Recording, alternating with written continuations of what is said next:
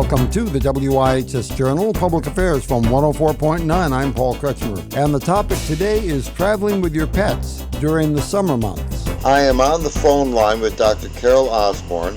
She's going to talk about traveling with pets during the warm months of the year. Could you tell me how often people do take their four-legged friends with them then, Doctor? Well, when people are getting ready to take a vacation, the fact is the majority of pet owners, over 60%, like to take their four-legged friends with them. Has that changed significantly over the course of the time of your practice then? Over the last several years, more and more people have become inseparable from their pets. And quite honestly, Paul, I think since the pandemic, everybody's just itching to get out there, and they're definitely not leaving their pets behind this year. Okay. Are there any particular things that we need to be aware of depending on what kind of accommodations we may have on the road, or for that matter, the way we travel, like between a train or an airplane? Oh, absolutely. Depending upon your mode of transportation, you need to plan ahead and do your homework, because each venue, whether it's a plane, a train, a boat, or a car, there are specific things that need to be addressed in each venue. Certainly, first and foremost, is to visit your vet and make sure that your pet is healthy and able to travel. If your pet is very young or very old, pregnant, suffering from a debilitating disease, for example, those pets are probably best left at home. But if you have a healthy pet who is able to travel, and your veterinarian agrees, you certainly want to get a copy of the shot records, any medications that might be needed along the way, and a first aid kit. Again, depending on where you plan to travel, call ahead. Make sure your pet is welcome at the destination of your choice. Wherever you decide to go, your pet should be obedience trained. They should walk calmly on a leash. They should wait in front of doors so they don't mow people down. And once again, you should be very polite, tip generously, and clean up after your dog so that other pet owners will be welcome in the years to come.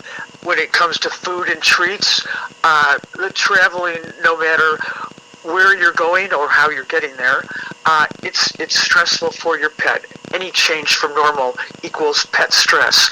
So if you can bring a little supply of the normal food and water, that's a great idea. There are holistic calming remedies.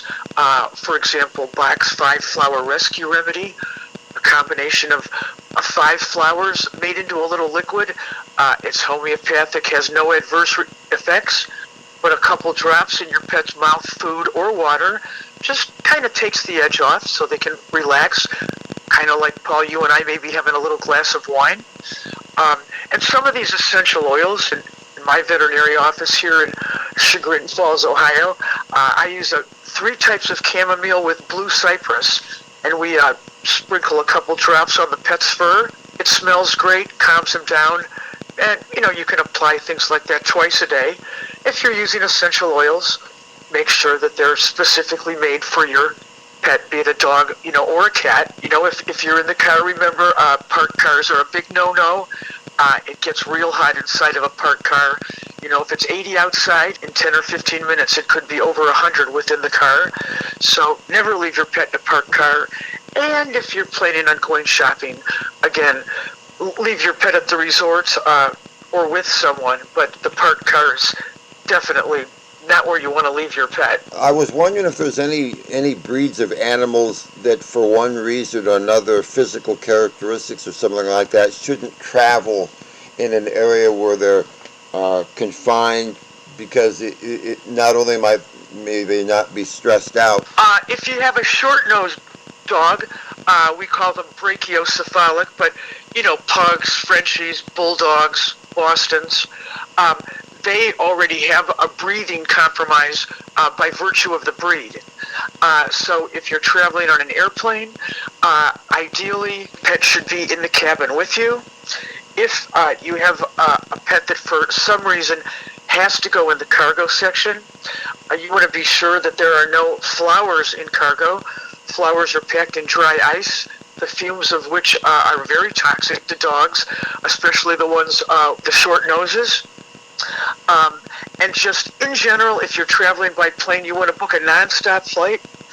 And if you're having difficulty, there are airlines like PetAirways.com. That's an airline just dedicated to dogs.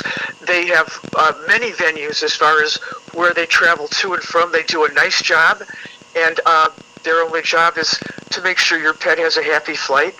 So there are all kinds of things that are available for people traveling with their pets to make it just as good as it can be.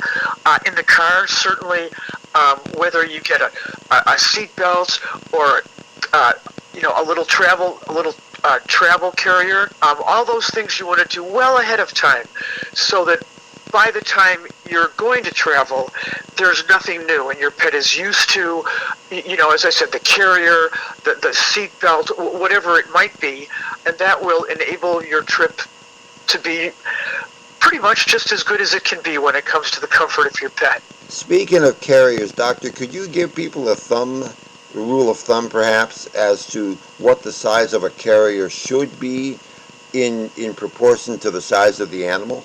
Sure. In general, and especially for airlines, a carrier should be big enough, and I quote, for your pet to sit down, stand up, turn around, and lie down. Certainly, if you're traveling by car and you're using a carrier, it can be larger than that. On an airline, understandably, space is a commodity. Could you briefly explain to listeners what the difference between a service animal and some other category of animal which people think of as unusual or special, but which entitles specifically a service animal to travel in ways that a pet who is otherwise not of that category wouldn't qualify for? Because people sometimes confuse who is eligible and who's not eligible to enter certain areas. That's a great point. And the rules for many airlines have changed over the years, unfortunately, because sometimes individuals can take advantage of a good thing, so to speak. So if you have a certain animal that is a service animal, or an animal for which you have gotten a certificate saying that he or she is a service animal, the big thing with service animals is, at least in many airlines, they fly free. Personally, I would call the specific airline, address your type of service animal, so that you know exactly what the situation is when it comes to dollars and cents, and traveling with your pet by air. Could you tell listeners what the contact point is if they would like to find out further information beyond what we've spent the last few minutes speaking with, and perhaps a website or something of that nature that they could reach out to you for? Yeah, absolutely. We welcome calls from pet lovers coast to coast. You can give us a ring toll free at 855-372-2765, which is just 855 Dr. Carol, DRCAROL. That's toll free. You can visit us online, Chagrin Falls PetClinic.com. That's kind of a long one.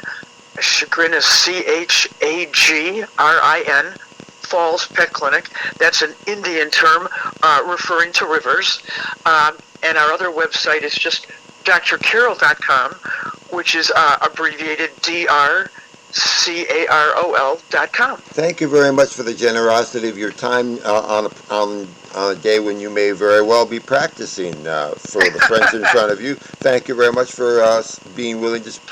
Well, thank you, Paul, and I'd love to talk pets with you at any time you might want to. For further information, call us at 860-346-1049 or write to office@wihsradio.org. Opinions expressed are those of the participants, not necessarily those of the staff or management of the station. I'm Paul Kretschmer on the WIHS Journal, Public Affairs from 104.9 WIHS.